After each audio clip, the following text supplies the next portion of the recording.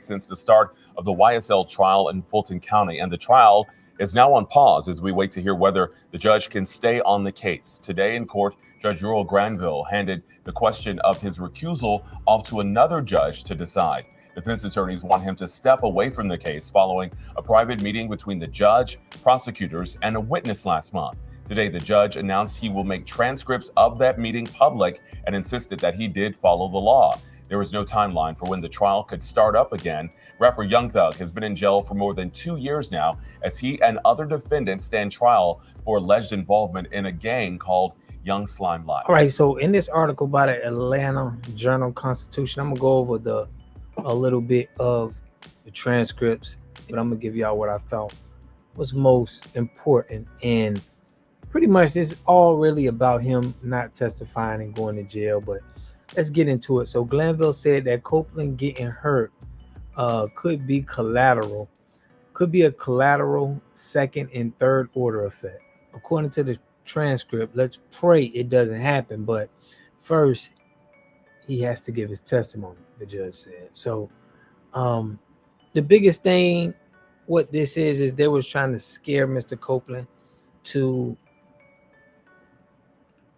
get on the stand and speak, because he was saying some things in that transcript that he basically did not want to get on the stand and talk. But I'm gonna go over a little bit of what the conversation was like, but it doesn't look like it was anything outrageous to where the judge is going to be thrown off of the case. In my opinion, I still think them having the conversation was still bad, but here it says, I'm gonna go over the transcript here on page 9 where I was at. This is the part where I felt was real juicy. So here, this is what the defendant said. So, and this makes me think that his whole testimony probably should be thrown out. I don't think they should be able to use his testimony because it just doesn't make it. We don't know if he's lying. We don't know if he's telling the truth. So it says here, the reason that first she starts and she says, and the other thing is that she wanted to tell them something. The reason that he doesn't want to move forward with representation, what I have been told, if he decides to testify, is that he doesn't feel like he can. He doesn't know what was said outside of his presence.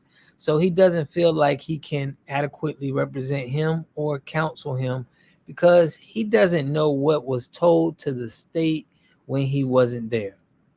Then Ms. Love says, but the thing is that the only thing that he should be concerned about is the criminal exposure, or the exposure that Kenneth Copeland has criminally. And there is literally nothing. The statute is quite clear that we can do to him about. The only thing that we would put him in harm's way is a lie and a refusal to testify after being ordered to do so by the court. And by a lie, we don't mean like, oh, I think, lying.